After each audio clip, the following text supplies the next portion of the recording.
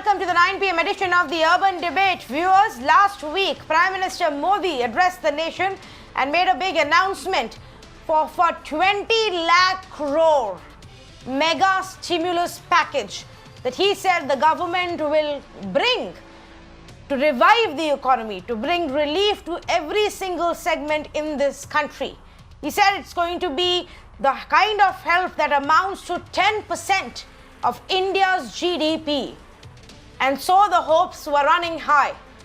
Then for the next 5 days, we had the finance minister and the MOS hold news briefings every day, and tranche by tranche, they gave us the details of this stimulus package. We've got all the details now. There are still some unanswered questions, but outside of that, we roughly know what the government intends to do and has announced. Now tonight we focus on what this really means. You must have heard how many are saying a lot of this is not new. A lot of it already existed. Some of it had been announced in the budget. Some of it actually was announced last year. Some of it is a long-term thing and will not get us any relief for quite some time. So what is it that will help you and me, that will help our countrymen, that will help our economy right now? Those are some of the questions I look answers for tonight here. We've got a power-packed panel, experts who will help us decode this and simplify it for us so that we don't get caught up in a lot of technical jargon as well. But I just want to highlight one statistic that our own network has calculated, and as per our calculations of Times Network, the overall fiscal impact of these mega announcements is only going to be 1% of the GDP. It's not a 10% of the GDP load on the government at all. It's 1/10 of that. Now you have to keep in mind that there was a 1.7 lakh crore package that the government has announced earlier. That comes to about 0.5% of their fiscal impact on the GDP. Then tranche 1, tranche 2, tranche 3, 4 and 5 roughly amount to another 0.5% that's actually come in. And so that's the impact our own internal calculations are showing. Now there are some parts which would need more clarity, and this number can go up and down a little bit more, as you will see with some of the other rating agencies and expert institutions that have actually done this calculation. But suffice to say, here is what the expert agencies are saying. K Ratings Analysis said that the overall actual government outflow, additional spending, is going to be just 1.3 lakh crore rupees. That the total outlay from March is going to be 2.73 lakh crore rupees. And so this stimulus, if you want to just talk about the stimulus to an economy, it's just 1.3% of the GDP. Similarly, Edelweiss Estimates and Analysis said that the direct fiscal impact is just about 1 lakh crore rupees. Effective direct fiscal corona response is 0.84% of the GDP. And Goldman Sachs Investment Research said that the discretionary component of the fiscal policy support is very small, and that the stimulus package is far less compared to advanced economies. Now, as we progress with this conversation, we will also show you that data, where we stand in comparison to some of the Western countries in terms of the fiscal stimulus that has been announced. But enough from me. Let's say good evening to our panelists right now. Govind Athiraj, senior journalist and founder for IndiaSpend, factchecker.in, and Boom. Madhav Narayanan, also a senior journalist, joins us this evening. Amrish Arora is the owner of Flamboyant and a member of the National Restaurant Association. And I first want to go out to Mr. Abhik Barua, chief economist of HDFC, who joins us right now. Mr. Barua, what is your own reading of this package that has been announced? There is one big debate about whether this is a stimulus package or simply a rehash version of some old and some new things and some structural reforms that will take a while to actually get implemented. No, I think that is a very unfair characterization of the stimulus. The stimulus seems small if you just see it through the prism of conventional fiscal spending. Yes, that seems fairly small in comparison to other economies. But if you just look at the strategy and the underlying model behind the stimulus, it is to ensure the survival of companies that can, once the lockdown is lifted, that can provide employment, that can start a virtuous cycle of employment, spending, and then sort of take the economy on to a higher growth path. And the fundamental principle behind this is to activate the flow of funds, of credit, to the sectors that need it the most, sectors which are hurting, that might just collapse in the absence of credit support. And the way the government is doing it is by acting as a guarantor for a large swathe of loans that are being provided to small companies, to the MSME sector, apart from other financial support that they are giving. I think the stimulus should also include what the central bank, the RBI, has been doing in terms of extending money to the liquidity starved sectors. So I would take a broader perspective of this. Maybe if you do a comparison with some of the Western economies, you will come up with a much lower number. But we simply do not have the kind of fiscal leeway to do what the US has done. We don't have the dollar. We have rupees. We have a constrained fiscal space. So within that fiscal constraint, I think we've tried to do what is the optimal response given the myriad objectives that need to be met and the constraints that we face. Okay, let me also bring in Govind and then Mr. Madhavan for their opening comments, and then we can open this up for a more free-flowing conversation. Govind, let's begin with you. Your own sense of to what extent can this package help us immediately? Actually, that's the question which is the most difficult to answer. So I think there are two parts to this. I mean, one is how did we come into this situation? When I say situation, I don't mean the economic situation, which comes later, but coronavirus. And that clearly has created a huge demand shock and has decimated our lives and will decimate our lives going forward. So that's one.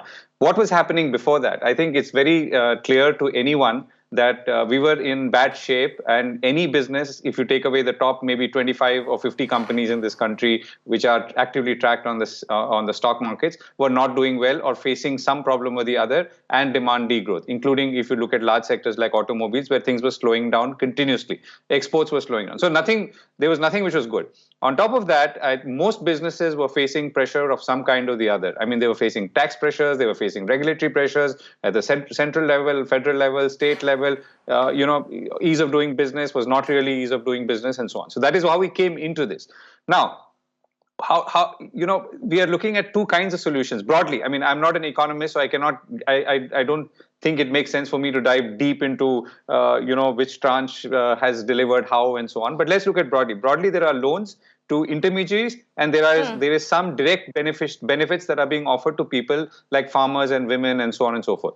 Okay, I spoke to an economist, Mahesh Vyas, about 2 weeks ago, and this is what he had to say. One, about 120 million people have lost their jobs. Roughly. I mean, the figure, people may dispute that, but I think definitely a lot of people have lost their jobs.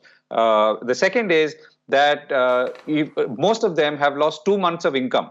Right, and you have to compensate people if you really want to look out for them and do something for them for those 2 months. So the figure he gave was about 20,000 rupees, assuming a median income of 120,000 rupees a year. So his point was that give 20,000 rupees flat to every family that's affected, and then that sort of solves the problem. Now, what we are seeing here is the combination of loans, including to various entities, and that direct. Now, the loans is the major part of it.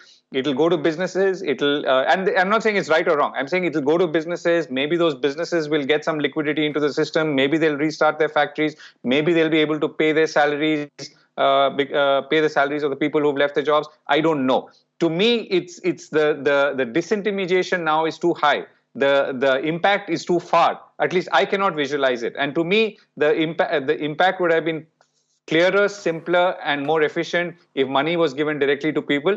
In some ways, it goes back, unfortunately, to the situation that we came into, which that we were not exactly a robust economy, nor were our coffers overflowing that we could do something like that. So at the end of the day, I think we are really left with no choice.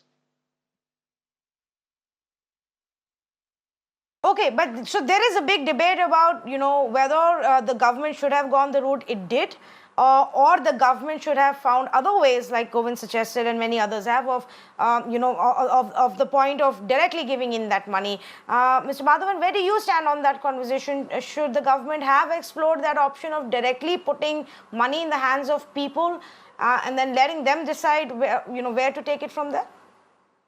It's not as if the government is not putting any money into the hands of the people. Nirmala Sitharaman, the finance minister herself, doled out numbers. There is a number of 1.7 lakh crores under the so-called PM Garib Kalyan Yojana, and another 40,000 crore was announced yesterday as an increase in the Mahatma Gandhi National Rural Employment Guarantee Scheme.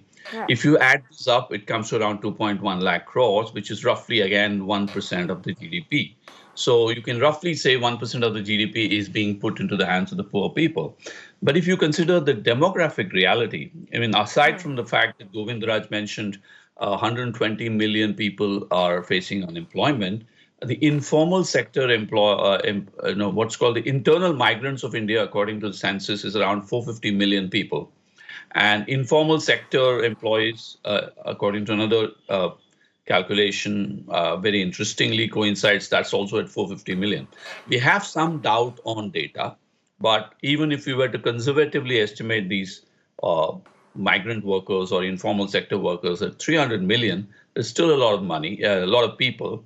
And if you divide the sum that the government has allocated for these poorest of the poor, as we call it, whether it's Jandan Yojana, whether it's the PM Kisan scheme, or whether it is the MNREGA, which is rural employment, we are looking at not more than 500 rupees a month per person, which is too inadequate at a time when no jobs are going. And we have hundreds of millions of people probably either going back to their villages or being on the roads in some way or the other, stressed, where they are borrowing money. And apart from not having the regular income, they are also sort of disturbed by this entire phenomenon of the coronavirus as an economic impact, because they've been already living on the edge, pulling rickshaws or working in small factories. So although what Avik Barua said about some of these stimulus measures being credit and guarantee oriented might help us in the long run, as the economist John Maynard Keynes once famously said, in the long run, we are all dead. So what the government seems to be short of is that it's not realizing the urgency and the humanitarian nature of the problem. Therefore, it's important to look at it not in terms of the accountant's approach of just toting up numbers, do we have the money and all, but you have to treat it like a natural disaster kind of a situation. Therefore, it doesn't matter if you print money, because inflation is less of a threat. So fiscally speaking, economists have all sorts of options. When the Great Depression happened, money was printed. And when QE3 happened after the world economic financial crisis of 2008, when the Lehman Brothers collapsed, we did have the American Fed sort of raining money on people. And I do not believe that raining money is literally, not possible. There are some choices on how to spend, how much to spend, and there are risks and opportunities together in this. On this, the government seems to have erred on the side of safety and I have explained today in an article for First Post that, quite possible that the government wants foreign money to come in, and by being fiscally conservative, you might get good sovereign rating, and you can use that to attract some foreign funds, which might revive growth. But my concern is that even if growth happens, given that we already have a lockdown going into the fourth phase, there seems to be no sign of the flattening of the epidemic curve. Look at the context in which we are functioning. There is certainly, on the one hand, even if the government wanted to spend the money, you cannot immediately spend it. And even if foreign investment is coming in, it's not going to come overnight and start knocking at the doors. And therefore, we have to look at some of the short-term as well as the long-term measures. Whereas, interestingly and somewhat ironically, the government seems to have gone in for a big-ticket reforms program, including land, labor laws, liquidity, and what they call uh, land labor. There's a 4L formula: land, labor, law, and liquidity, and that seems to be slightly, as I call it, love in the times of cholera and reforms in the times of epidemic. So there is a certain Yes. peculiarity in the whole Yes. thing, which is incredibly out of the box, some work Yeah. of genius, or there is a certain risk-taking ability which can land in trouble. So therefore, there seems to be a lack of realism on what it means to 300 million people who are living at the bottom of the pyramid. And all the things that Govind said about the demand crisis, which was already hanging in the backdrop of the economy. Let's look at restaurants, salons. Many service industries are going a begging. Aviation is not going to work. So what does it mean for all these people? There seems to be an inadequate response on some of the service-oriented, jobs-oriented, humanitarian-oriented side of the problem. In fact, I'm going to touch upon that in just a bit, and then we'll go across to Amrish as well. But let's just, because Mr. Madhavan mentioned about what it is that the poor people who will be hit the hardest, irrespective of what the disaster in our country is, they're the ones who have to suffer the most. What is it that they're getting? So in the first 1.7 lakh crore package that was announced, there is a small, bare minimum amount of money that gets transferred into their Jan Dhan accounts, and the DBT scheme is being used there. Then there is the Mudra Shishu loan, where the interest subvention has happened, and that's about 1,500 crores. The free food for migrant workers has now been announced. Earlier, there was free food as well for a certain category of rural people. Add to that the 3,500 crores that has now been announced, which will roughly benefit 8 crore. And then the one big hope, of course, is the fact that if you increase the allocation of the rural employment generation scheme, then you will hopefully find employment for more of these people, as lakhs of them also head back home to the rural areas. Now, keep in mind, viewers, the fund allocation under the Manrega scheme was actually reduced in the budget announcement. So this additional 40,000 that's actually come in is still pretty much putting us on par with what was there a couple of years ago as well. But yes, there is some amount of help that has come in there. Will it be enough? We don't know. By Finance Minister's own admission, the enrollment has actually gone up by 50% in the current month versus last year at this time, and half the migrants haven't even reached home. So imagine what will happen in June and July, and if we will be able to generate those kind of jobs. That being said, let's look at the second category, which is the medium and micro and small enterprises. Mr. Barwal, the 3 lakh crore package that's been announced there, how much of that will actually translate into on-ground lending? Because one of the biggest problems, of course, was that the banks weren't lending, NBFCs had no money. Despite RBI's measures, nothing was translating on ground. Now, what is your own view? So, to begin with, let me just say that it is the unfortunate lot of economists to get away from some of the headline numbers and try to explain and put things in perspective. Let's just, to answer your question, what was holding back lending to the medium and small enterprises for a long period now, and which has got exacerbated by the coronavirus? It was the possibility of default by these companies, because companies were going through a bad economic patch. What the government has effectively done is that it has said that, look, we are guaranteeing 100% of these loans, which simply means that if a company defaults, the government will make the money good. It will sort of pay the bank the money.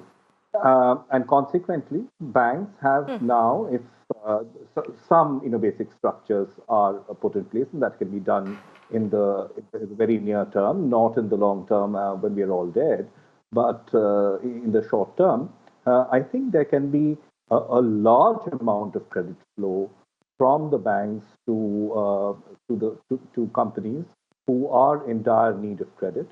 And if these companies were to collapse and die, uh, even if you put money immediately in the hands of people, and the lockdown was lifted and companies had simply gone bankrupt or had collapsed, there would be no employers left to absorb these. So I think it is a consistent plan, and banks. The thing is that banks have been asking for these guarantees for this government handholding in order to lend, and they have got it not only through the direct MSME channel, through guarantees on MBFC loans. MBFCs, as you know, are big financiers for the small scale sector. So I think one of the important parts of the strategy, which is going to work very soon, as the lockdown is lifted, is to have enough working capital in the hands of small companies so that they can get back on their feet and restart Correct. operations. That's not a pie in the sky long term strategy. That is something that will become operational within the next 1 or 2 months. And banks with the government guarantees will be more than happy to lend to them. So I do see some consistency on that front. Okay, I take the point that you're making. Now, some of these sectors didn't get anything directly.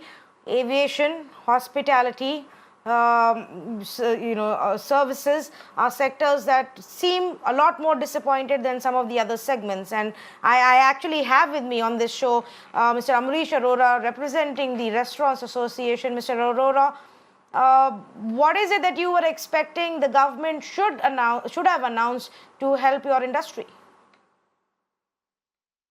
See, we are one of the largest employers of the category, say from the minimum wages up to a lakh of rupees. We don't have Jan Dhan accounts. We don't need all of that. We have employers' accounts, employee accounts. So we are saying, give us help in paying their wages at least. Migration would have stopped. We have missed the boat, sort of. Migration would have stopped. We would have some support to, say that, okay, we can go to like the bank manager from HDFC said, working capital. That's a great idea, but that would be a stimulus. I mean, we would have been back on our feet had the government done something. Then we would get working capital, and then we would have got some energy to go forward. Right now, we are completely deflated. There is no actual transfer of anything, just big words, 20 lakh crores. I don't know how many zeros there are in it. And I don't know what, we are all in a group of association, NRAWI, HRAWI. We don't know what we are getting. Even something so simple as an input tax for credit, input credit for GST has been taken away from us as the only sector. So we are bleeding. Yes, in fact, I have had so many people from the restaurant industry or even some of the other sectors, whether it's hotels, aviation, those who are running these gyms and salons, things that will not be functional for a while now, say, well, we don't know what to do. How do we pay our employees? How do we ensure that we survive until the business restarts again? So Amrish, what are the options right now? What are the associations thinking of? See, some of us, like us, we are doing deliveries. That is a run rate of even 5 or 10% of our main business. The associations, we are all thinking with pleaded hands that you start the process of giving us, don't dole out anything, just give us something tangible, not just words and big numbers. We want something tangible, because I just feel why the government is staying away from us, this is my hunch, is because they feel the hospitality sector is a hotel, restaurant, luxury segment, not realizing we are the largest employers in a metro and many such metros. So we are just waiting. I mean, like our demands are GST input credit. We want salaries, pay us 85% of the salaries for at least May. We can call the people back when you or when we restart in June. And then working capital through the banks, which we already with all friendly banks, they would do it, but there should be no interest on that. So these are the basic things that would help us on ground reality. Okay, I take what you're saying. Now, one more thing that I wanted to highlight to our viewers is how India fares in terms of a global stimulus league, and all the other countries and what they have been announcing. So, Japan's entire relief package was actually a 21% of its own GDP. That's the size of the stimulus package that Japan had. United States had a 13% of its GDP as a relief package that was announced. Then came Sweden, Australia, Germany. India claims about 10% of the stimulus as percentage of GDP, but as you've heard, that's not what it is. Essentially, it's much, much, much lower. Now, one argument is that we don't have the money, Mr. Madhavan. Where is the money? Where is the government going to get the money to even spend it? And so they decided to simply ask the banks and the NBFCs to help them out. Could they have explored some different ways of raising funds? Let me come in on this. Basically, as I see it, even last year, the government was talking or thinking about getting a sovereign loan, which was shouted down by economists saying it's too risky, it's a fiscally risky situation. But the current chief economic advisor has been talking about listing public sector bonds overseas and raising as many as $60 billion, which as much as $60 billion, which is 4.5 lakh crores. So what is the point of getting a good sovereign rating and getting claps and cheers from Standard & Poor and Moody's if it doesn't translate into money on the ground? So the government has two options. One is to print its own money and increase the fiscal deficit, and let's see how it goes. Which can help, especially on the safety net of helping the poor. On the other hand, if you're a good boy economy, as I call it, and play it everything as the way the Wall Street guys would like you to, then Wall Street had damn well bring in more money to India. If it doesn't show up on the ground, there's no point in being fiscally prudent, because we have a billion people, 1.3 billion people. So we cannot, our demographics are not such that we can use the either the fiscal conservatism of some countries or the stimulus of some other countries, which is raining money, but we can look for a middle path. And while I completely agree that a lot of the stimulus announced by the government as a backstop for small industries and non-banking financial companies were all necessary, it doesn't take away from the fact that you still need money to fund, and you still need to create jobs or protect jobs. You still need some kind of psychological stability interpreted in a demographic way. I keep using the word demography these days because we seem to be lost in all sorts of spreadsheet numbers. Look, for God's sake, if it doesn't translate in terms of people, including the likes of Mr. Amrish Arora, recognizing the problem, then all your textbook economics doesn't work. We'll be sitting on a social time bomb. So my own policy is that if Japan, I've argued about it, Japan is got good relations with India. We have a look east foreign policy. We now have the Delhi Metro runs on Japanese money to a good extent. So we could look at infrastructure projects which are a sort of a stimulus in which the Japanese could lend us money. If we keep our fiscal deficit stable, that means our foreign exchange rate is stable. Therefore, it reduces the risk for foreigners to come in with their money. So there's a lot of positive possibilities, but it's not enough, now to just open the doors. You've got to make it happen. I've said failure is, if you're following a fiscally conservative economic policy, failure is not affordable. You have to not just take the horse to water, you have to make it drink, which basically means that we need solid salesmanship where to bring in money from, let's say, the sovereign funds of Singapore or Abu Dhabi or Japan. All possibilities are open. There's a lot of financial engineering that can be done to help the economy with foreign money, but let us not assume that elitist spending will take care of the poor. We have to go that extra mile to make sure that economic growth also trickles down to the poor and there is a safety net, and there are people who have lost jobs, the 120 million that Mahesh Vyas speaks of. They have to feel a sense of comfort, and they want it now. Let's understand that time is of incredible importance. Yeah, and not just that, Mr. Madhavan. Not just that, and that was the data that Mahesh Vyas and CMIE put out for up till April, and look at what's happening in May. On a daily basis, there are companies that are announcing layoffs. You know, Swiggy just announced 1,100 people will be laid off. The aviation companies have pretty much done that. Within media, that's happening. Within technology, that's taking place. Almost every segment, there are also layoffs happening, apart from, of course, the MSME segment, which is already on the brink of a shutdown, but perhaps will get some help.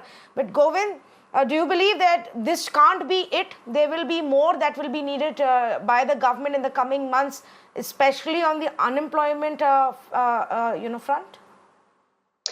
You know, the thing is, I'm a bit of a skeptic here. I mean, skeptic in a very different way. I believe that we should not expect anything from the government. I think whatever you get from the government is like a bonus that might come your way and might help you along. But if you tune yourself, and when I say you, I mean a small business or even for that matter, a self-employed person, if you tune yourself to waiting for the government to do something, that is the end. I think you have to, I mean, this is really go back to basics, saying that, okay, I have to start all over again. And unfortunately, many people have to start all over again. What do I need? You know, and to that extent, maybe what the government can do is what it has really not succeeded in doing is to make people feel comfortable. Give them that psychological comfort that it is safe to do business, that we are not against you because you do business. You're not a chore because you do business. Big industry is not bad or evil by definition. I mean, these things may not be said, but this is how most people feel. So I think we have to go back to, in some ways, basics. Many people are. I mean, whether you and I agree or not, and have to start from literally pick up the pieces in 1 month's time as they go back to their offices or what's left of it, and start putting things together. So I would not I mean, I know some things we will keep asking from the government, and I know there will be some things that the government will keep giving, but to build businesses, enterprises, hopes around something that might come from the government, I think is really being over optimistic. Yeah, in fact, that's something that the government also says quite often, that we can only create an environment, we can only be an enabler, but it's up to the people now to set up their own businesses and to create more jobs, and government can't be the primary job generator. But thank you so much. It was lovely to have all four of you on this conversation to help us decode the economic package and what could possibly be the impact and the benefits in the coming weeks. We'll have a lot more of these conversations, several more aspects to be covered. Not everything can be filled in one day. Suffice to say, viewers, there is a large agreement that even though the government said it's a 20 lakh crore stimulus package, the stimulus part of it in terms of actual money outgo from the government's end will only roughly be about less than 2 lakh crore, and there's some disagreement on what that final figure will be. That's about 1 to 1.5% of the GDP. That being said, there are many other steps. There are good structural reforms, whether the changes in Essential Commodities Act or the Agricultural Produce and Marketing Act, APMC Act, which was there, whether it's the relief which is coming in via the bankruptcy and insolvency proceeding for the defaulters and those who struggle with their debt and loans, whether it's even in the segment of MSME. So several changes have been made. Several new policies that were announced in the last few months but went into cold storage have been renewed and now have been put on the front line again. So you will see those changes also begin. In the long term, all of that will help. But in the short term, the emergency still remains, and the government, the state governments and the center need to do a lot more on that front. Thank you so much for joining us on this conversation. Don't go anywhere. On the other side is an exclusive interview with former Finance Minister Mr. Chidambaram. Stay with me.